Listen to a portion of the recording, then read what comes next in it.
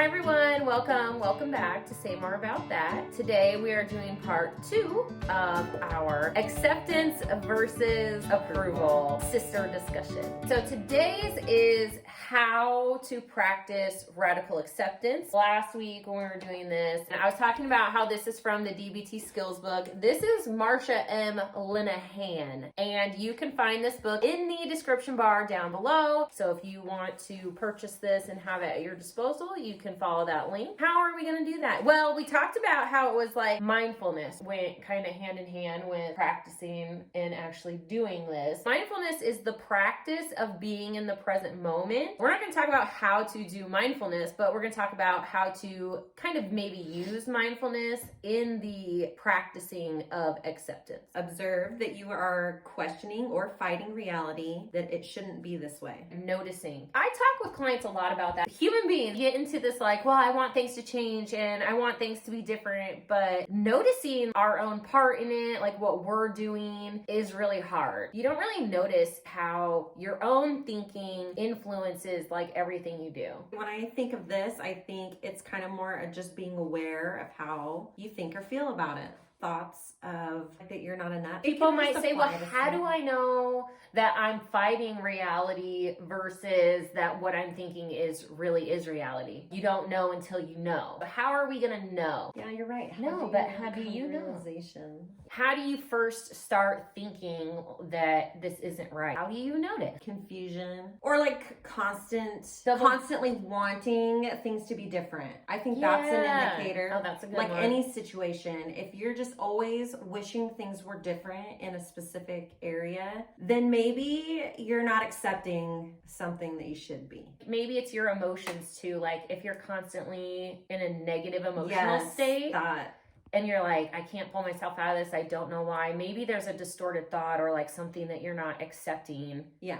Wishing things were different. And others can point it out to you too, I think. If I keep saying it shouldn't be like this. And it could be anything. It doesn't have to be as drastic as domestic violence either. It could just be the way you think about your body. It could be just the way you feel about people. Right? Like whether or not you should quit your job and start a new career or go back to college or whatever, you know? Remind yourself that the unpleasant reality is just as it is and cannot be changed. So some things can't be controlled. So just to understand that. That's that fact-based stuff, right? The facts don't change, but the unpleasantness within you about it could be due to your inability or unwillingness to accept reality. Reminding yourself that there are causes for the reality. So acknowledge that some sort of history led up to this very moment and consider how people's lives have been shaped by a series of factors. Yeah, bad things happen, but then sometimes it works out for your good or it develops you in some way. And we've all had those situations that we look back on it now and say, I'm glad it happened because now I'm better. So to kind of think of it like that in the moment, it could turn out to be good for you in some way or turn out for your good. And I think that's hard to see when you're in awful situations. Yeah. But if you could like bring that to your awareness, what could I be learning? Like that's one way to notice this situation is happening to me because it's trying to grow me in some way. Then you can kind of maybe accept it easier. But I think, you know, like they say hindsight's 20/20, right? You can look back and see like, oh yeah, that's why. Like you're saying this good thing did come out of it, but to be able to stop in the moment and tell yourself that would be good. I would say like the ability to sit and look back. So that's like a chain analysis, right? You're looking backwards at like, okay, this happened and then this happened and then this happened. And that's what led to my present situation. And so if it was a problem, you could use that kind of analysis to like, okay, so the next time something like this happens, where can I do something different to make a better choice? Practicing radical acceptance, if you're able to look back at the chain of events that led up to right now, and then because the part of like, okay, change, right, is that next part of it is you have to have acceptance to create change. You have to acknowledge that these things happen the way they did, and that is why you're like in this present situation if you want to then shift and get on a different path. I think of it as more like what they mean, what you were saying. I don't know what I was saying. Oh, they happen for a reason. Yeah. Yeah, but I think that's true too, because if you look at like the spirituality side of wellness, whether you're religious or you're spiritual or you're about like karma and vibes and energy, and so whatever you want to call that, like whatever you believe in is, I think, about that part too. Like it got you to where you're at and it's going to get you to where you're going, and maybe that is also like the catalyst for change too. Right. And kind of switch your mind, future focus a little. This one, I think, is where you really get into like the mindfulness part of it, right? Is practicing with your whole self. Practicing acceptance with your whole self, using everything about you. So when we say it goes hand in hand with mindfulness, because mindfulness is where you're using all of your 5 senses to kind of like ground yourself into the present moment and to notice you're thinking about things, notice whether you're judging, notice just noticing, right? And which is like step number 1 here is start noticing. And then once you start noticing, you can kind of change what it is that you don't like or that is not feeling good. And so this is talking about finding creative ways to involve your whole self. I think when they talk about half smiling, I think a lot of times we hear half smiling and we think of it in like a negative light. Yeah, like oh, you're only giving partial effort, right? A half smile. Yeah. But they mean it in a positive way. Like, so you're not really accepting, but you're going to try to, with your body, not just your mind, but with your body, you're going to try to Fake do it things. till you make it. Yeah. Right? Do things that start to move you in that direction because it's going to feel physically unnatural without practice. Yep. So I think that's really just the functioning and practicing physically. Right. Well, and I think that's like coping skills. When we teach people coping skills or even the mindfulness, it does. Like if they're not used to doing it, if you've never done like meditation, guided imagery, even breathing techniques, right? Like, so when you're like doing those kinds of skills or teaching somebody something, it really, like if they've never done it before, it does feel awkward and it's different, right? And so. And you think you sound weird saying, like hearing the words come out of your mouth. I think that's just like anything though. I mean, I've had jobs where I've started and it's like you're greeting, right? Like, hi, welcome to McDonald's. Can I take your order? Like, that's weird to say if you've never done that before, you know? Right, but that's why you have to practice it.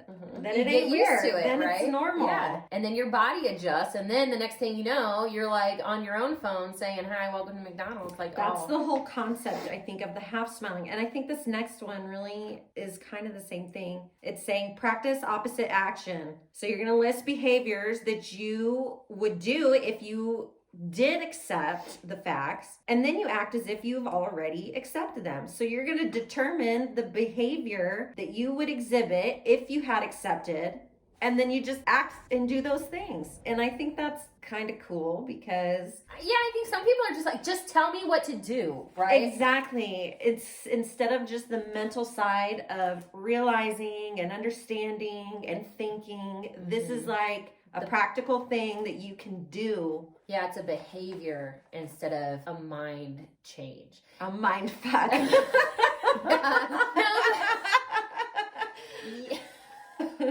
But it really is. And I think, because when you look at like CBT, right, the ABC model of CBT, and you're talking about like changing your thinking patterns, right, that's really the hardest yet most effective when it comes to managing stuff, but it's the hardest to do. And so if you can teach a behavior like a coping skill, and it does feel awkward, they are helpful. Just like we were talking about the other day, and we're like, okay, take 10 deep breaths, and it's like, yeah, okay, that's really gonna help me when I'm really mad and in the middle of this fight. Like that's really gonna help. But and it feels awkward to try it, but if you do try it, you will see that it really does help. So in this particular one where it's saying just act as if you have accepted, that makes me think of when relationships end. Maybe you don't want to accept like that it's over and you're stuck there, and so you're just telling yourself, oh, there's still something there or whatever. Well, you got to accept it, right? So how would you behave if you accepted it? What would moving on look like to you? How would your life look if you could just move on? And then and then do those things. What would those things be? Well, I don't know. For me, it was going back to school. It was considering that. It was maybe it's moving. Maybe it's doing something that you have been wanting to do and you haven't done it because, it just conflicted with this other person's schedule or they're wanting to do something. I don't know. It could be anything. So you got to decide for yourself what would I be doing if I accepted? Insert your situation. Yes. And then do those things. And maybe it's just exhibiting different emotions. Or maybe it would be, okay, I would probably hang out with my friends more. Well, and I was thinking that took me to like the addictions part of it is like they say, change your playground, change your playmates, right? So if you were living a life free from substance use, you're not going to be in the places where you were using. You wouldn't be with the people you were using with. And maybe there's other aspects, right? Like I would have a job. I could keep a job. I would be going to church regularly. I would be, I don't know. Spending time with family. Yeah, I would be in my AA meetings. I would be doing these things. So I'm going to go do those things. And so even though I don't feel like going to a meeting, I'm going to go to the meeting. And if I was in recovery, I would have a sponsor, right? And so even though I'm like not really feeling like I want to accept the help or whatever, you can just reach out anyway. Yeah, I think that's good. Like fake it till you make it, right? And that's actually one of the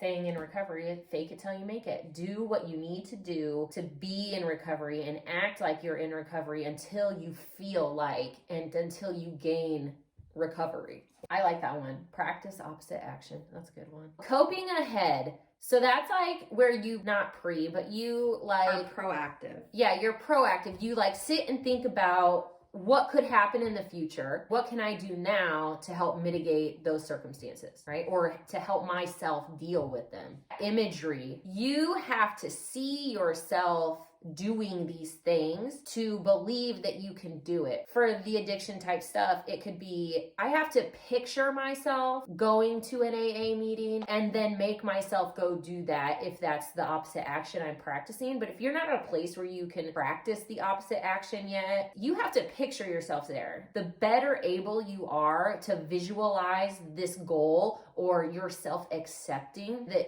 easier it is for you to achieve it. And that's everything too. That's like goal setting. This is like basic goal setting stuff. Imagine yourself succeeding and then doing the thing you need to do to be successful every day and not taking those giant steps, but like the little steps every day. For a relationship, it might be like, imagine what it would look like if you were no longer in the relationship. And when you start doing that, you can see like, oh, well, I wouldn't have to put up with this, or this wouldn't be a problem for me, or I could start doing these things I want to do and not be putting them off. I don't know, for me, when I think about relationships, I think if you're doing that, it isn't very likely to succeed past that. Yeah, there's definitely a point, well, for me too, where you start thinking of that. And then it's kind of like, well, I never had those thoughts before. And maybe that, looking back on that, I think maybe that was like the beginning of the acceptance of the ending of that relationship for me. And I didn't even realize it then. But now, again, hindsight's 2020. Looking back on it now, I'm like, oh yeah, I remember when I started thinking this way. Then I started acting this way a little bit. And then the relationship finally ended, which is really what needed to happen because it was like toxic and abusive and whatever anyway. And so it's good that it ended. Now that I'm looking at this and I'm just like, right now, this is just hitting me like, yeah, I can see all of this and it just happened. Yeah, and it just happened. Right. But if you're in a crappy situation or feeling like noticing whatever, if I could do this, and I think the experience of having gone through it once in a relationship brings you more like confidence and whatever in your next relationship. But then to take this same thing and apply it to like something completely different, that's growth and acceptance. Attend to body sensations as you think about what you need to accept. Noticing it in your body. Yes. Like, how do you physically feel when you think about accepting? Does your heart start racing? Do your palms get sweaty? Do your muscles get tight? Does your breathing change? That kind of stuff. And that's mindfulness. Yeah. Being in the moment, recognizing how you currently are experiencing things. I also think that's a little bit of like desensitization, right? Because if what you're thinking about while you're thinking about acceptance, it might be scary. To think about leaving a relationship is scary. Like, what am I going to do on my own? How am I going to support myself?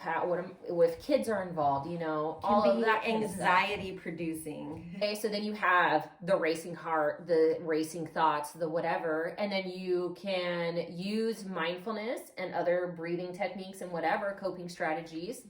Here's a link to my coping strategies playlist. You can use all of those things to desensitize yourself to that by using imagery.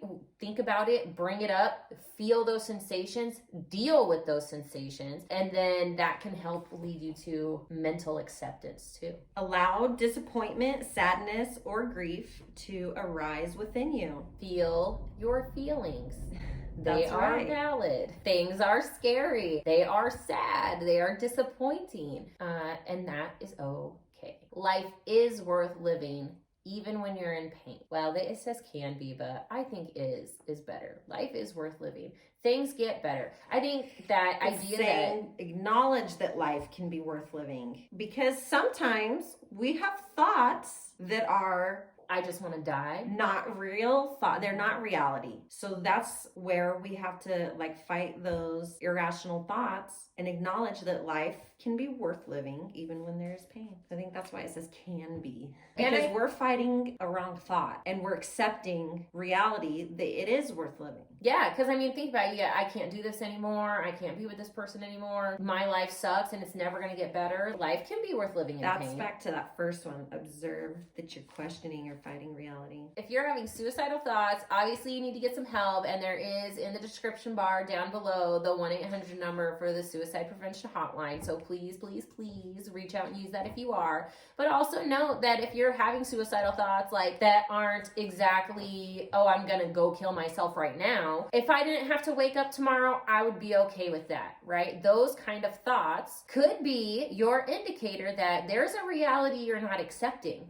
And maybe some of this work is something that you can do, preferably with the help of a licensed mental health provider, because that's really what you need if that's what you're thinking. So reach out, seek help. But that could be another one of those indicators that this is the kind of work you need to be doing. Do pros and cons if you find yourself resistant to practicing acceptance. If you're like, I don't want to practice it. I don't know if I should. I don't know if I can. Well, what's the pros and cons, right? Actually make a list. So the pros would be, I might get to a place where I feel better about myself and my situation. If you accept reality, that's leading towards change. You're wanting change. Doing reality acceptance can help get you to where you can do change. But then a con would be going through the pain and hurt of the process. In the last video, we talked about how you're gonna the path from hell. What was that? The path from hell is paved with misery, and you have to go through misery